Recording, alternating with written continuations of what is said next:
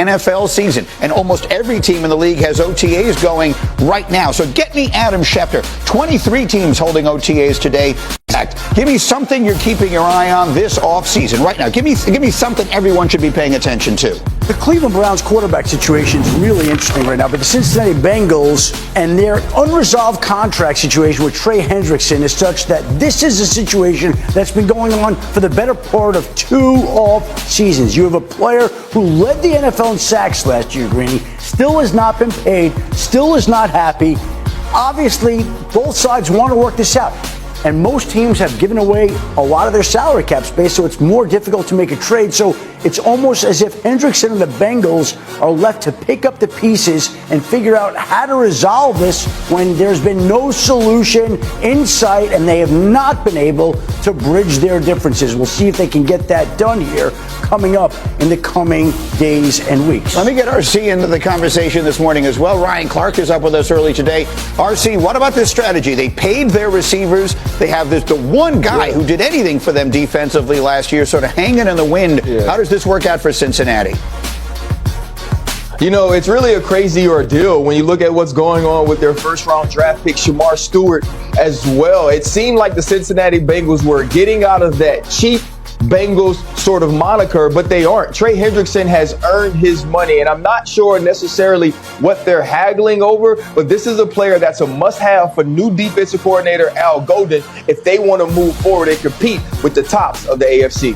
Give me another one, Schefter, you got your eye on. How about something involving Jaylen Ramsey? Yeah, the Miami Dolphins have been looking and open to dealing Jaylen Ramsey, and there has been interest in him across the league. I think probably more than people realized, and it certainly sounds like in the next couple of weeks, the Dolphins will be able to find a trade partner for Jaylen Ramsey, and he will be moving on yet again. Started in Jacksonville, went to the Rams, went to the Dolphins. He's about to find his 4th new team here in the coming weeks. And then let me skip forward to the last one here in the interest of time, because I'm dying to hear what you have to tell me about the situation in Cleveland. Well, Greeny, this is going to be the most interesting storyline all summer long, and they're in OTAs right now, so you know that that's going to be very interesting. We've got the 2 veterans in Joe Flacco and Kenny Pickett. We've got the 2 rookies in Dylan Gabriel and Shedeur Sanders. And, of course, Deshaun Watson's been off to the side throwing, coming off another torn Achilles, 2 surgeries.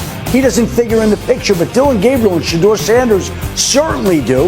And there's not enough room for all the quarterbacks they currently have in their room. It's hard to imagine that they'd move off of Dylan Gabriel or Shedeur Sanders. I think both players wind up making the roster. So then the question becomes, does Joe Flacco or Kenny Pickett wind up winning the starting job? And which one winds up staying in Cleveland? Probably room for one veteran. There's the room right now. It's a little crowded.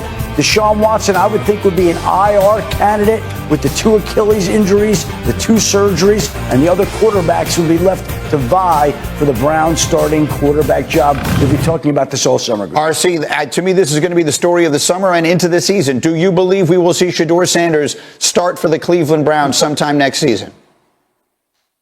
You know what? I believe he will start at some point next season. I believe Kenny Pickett will be the front runner. We have to remember he was the 20th overall pick of the Pittsburgh Steelers a few years ago. But everything you're hearing out of Cleveland is how impressive Shedeur Sanders is. This is a guy we talked about as a possible first rounder. And I think he's showing that talent there. And the Cleveland Browns are desperate for a franchise guy.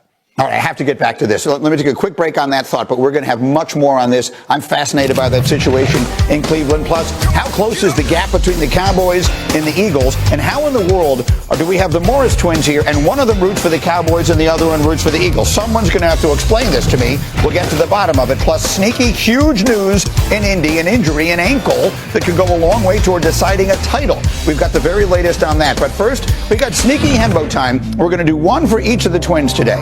Let's start with Marcus. Amongst players from Kansas, your alma mater, who scored the most total points in a single NBA postseason? That's among Kansas. Little Giants was one of our favorite movies.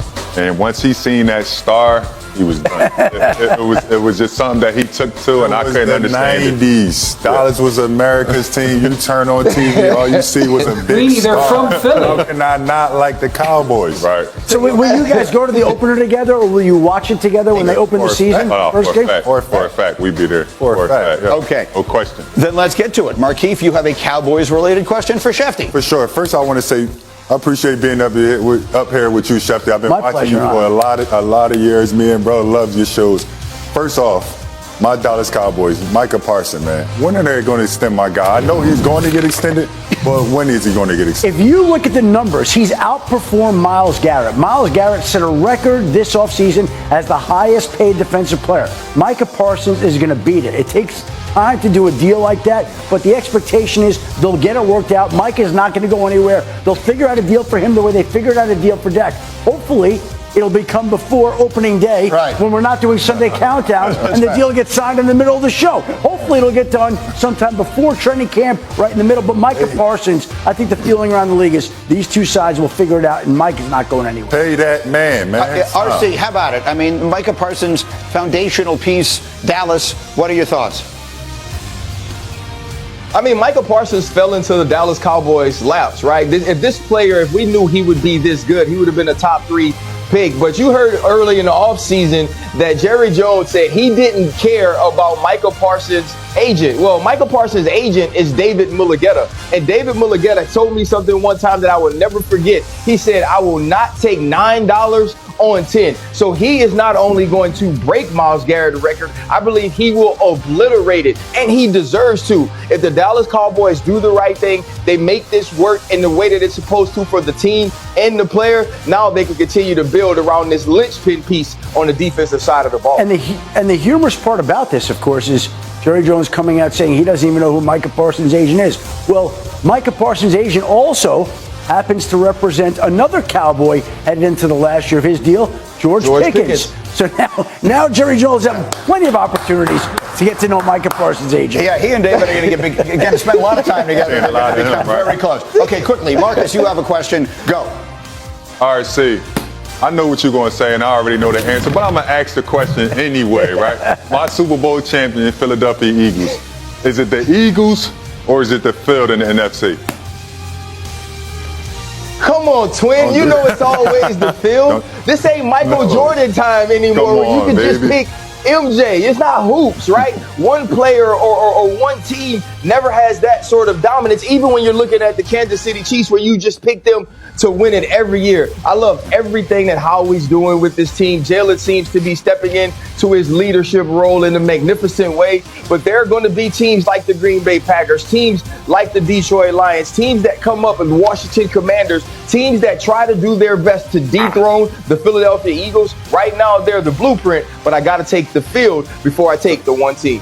Marcus is not I don't know how you said that. I can't believe you said that. And the NFC East. Eagles get better or worse this offseason? Like, on balance, Super Bowl champions usually lose a lot of pieces. I think they're as good as they were, but I think when you look around at the rest of the teams in that conference, there's some good teams. Like Detroit's going to be hungry. There's some. Tampa Bay has been underrated. Dallas is going to be tough. Washington stuff. Jaden Daniels going to say, like, there's a lot of good teams in the NFC. Nobody wins back-to-back NFC East titles. Yes. It doesn't 21 years. Cowboys don't win at all. Cowboys won the NFC East. All right, Wendy will have a football question a little later as we continue as well. Icebox is not showing up. The Little Giants are not showing up. I'll remind you, Game 5 of the